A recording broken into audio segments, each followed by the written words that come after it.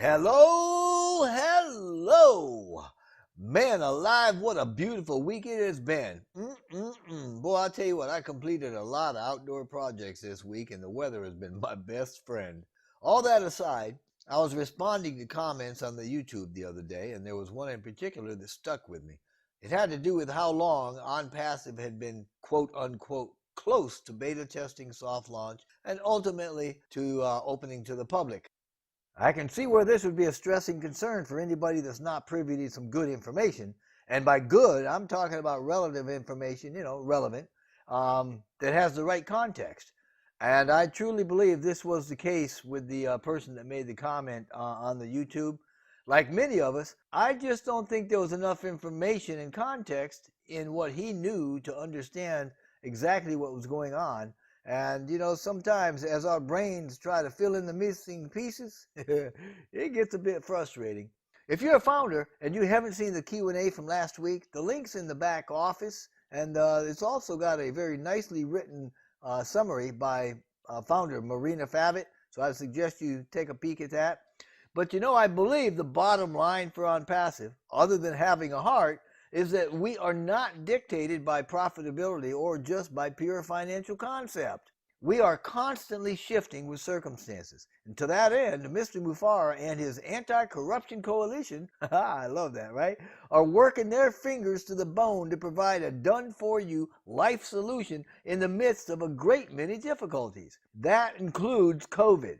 I'm talking about that Covida Loca has been wreaking havoc on our staff scheduling workload, so we've had to shift a bit. As you should know, Mr. Mufara has taken some pretty drastic, albeit very appropriate measures to protect our very committed, hardworking staff. Measures, I might add, that are becoming more and more commonplace as businesses create workarounds for the challenges that we're facing. OnPassive is not the only business having to shift operationally. As founders, we can be proud because OnPassive is among those setting the standard. I mean, as companies respond to COVID-19, business leaders who back moral statements with practical action are going to stand out. Protecting employees and redeploying their capabilities to meet the immediate needs build a more loyal workforce, and it also fosters public goodwill while helping to fight the global crisis. This is certainly evident in the shift we've made with OnPassive's Hyderabad hub. Furthermore, as limits on our go-to crisis management tools are met, it's more apparent governments and healthcare institutions can't do it alone, that the private sector has got to get more involved. As such, OnPassive is one of the first responders in this sense because of its global effort for initiating consciousness practices and creating moral businesses, and will no doubt continue to set that trend. Conscious leadership is a revolutionary and impactful leadership technique implemented by some of today's most effective leaders. It's a real thing, and it's a huge shift from quote-unquote business as usual. The concept was first outlined and made popular by the book The 15 Commitments of Conscious Leadership. In short, it's the process by which a leader becomes radically responsible, self-aware, and focuses on building a culture of we rather than a culture of me. And that describes Mr. Ash Mufara to a T. And as he has said, OnPassive is humanizing business. Because of that, he'll be seen as a conscious global leader that's providing not only answers, but providing much-needed solutions during one of the most economically turbulent times in history. So the world at large will come to OnPassive for solutions to challenges and consensus in areas beyond online marketing. The greatest business leaders play the long game to serve in times of great need, times like these. In this way, they offer people security, stability as a remedy for panic and fear. The best, which includes Mr. Mufara and the whole of the OnPassive team, will advance the interests of others, knowing that it makes us all better off. Nobel Prize winner Wangari Maathai said, quote, "In the course of history, there comes a time when humanity is called to shift to a new level of consciousness to reach a higher moral ground, a time when we have to shed our fear and give hope to each other," unquote.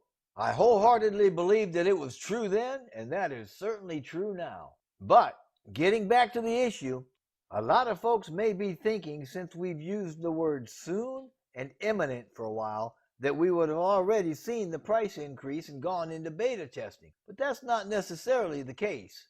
We need to understand there are a lot of things that have happened and continue to happen. And with what we're trying to do, and with a company this size, there are a great many things happening that we can't control and that can take a lot longer than what we expected. I'm just saying, shift happens. The big ones affect our trajectory and they push out the launch date. Other than COVID, most of the big ones that I'm referring to that affected the timeline of OnPassive anyway were the results of the C-suite changing their minds as momentum grew and they decided to add more things to OnPassive. And that is as it should be. Things like writing software from scratch, developing our own AI, keeping everything 100% in-house, adding product after product, and then making them standalone businesses, automation, integration, changing locations, opening new offices in more countries, and even the staffing dynamics, all of which have served to secure our future. Understandably, they also slow down the launch. Still, I'd rather have them done than not, and I believe that OnPassive, Mr. Mufara in particular, has done a phenomenal job. Like I've said, shift happens. But getting back on topic, the question is a question of time. Specifically, how long should it take to start a company and launch its product to the public? For instance, if I were to open an internet business with a conferencing platform equal to or surpassing the capabilities of Zoom, how long is a reasonable time to develop the platform from the ground up and launch it publicly? Let's keep in mind Zoom was founded in 2011, launched its software in 2013, had a $1 billion valuation in 2017, and it became profitable in 2019. So, if we're not worried about actually making money, let's assume it to be reasonable to expect a minimum of 2 years between the time the company was founded and the time it launched its software. And just so we can get a sense of what's going on with OnPassive, let's use an economy to scale timeline for multiple businesses. By this, I simply mean that if one company or product takes 2 years, then a second company should take less time because we're using resources from the first to help build the second. We're not recreating the wheel, so to speak. So instead of 2 companies taking 4 years, let's cut the time for the second company by 50%. Now, instead of 2 companies, let's say we got 3 and we cut the time for the third company by 50%. Let's do it again for a fourth standalone capable company. So, the first company takes 2 years, the second one takes 1 year, the third one takes 6 months, and the fourth takes us 3 months. Now, to take it to an extreme, let's assume the time needed for each additional company, company 5 and beyond, is a month and a half. And then that's also going to push the launch date out by that many months. Well, personally, I don't know if my scenario is anywhere near realistic. I seriously doubt it.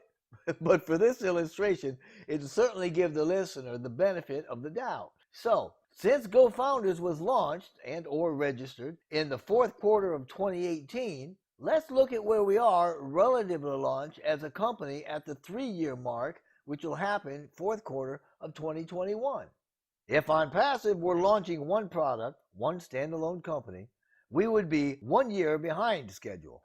But if we're launching 5 products, 5 companies able to stand on their own, based on our timeline, OnPassive is set to launch right on track if we launch fourth quarter of this year.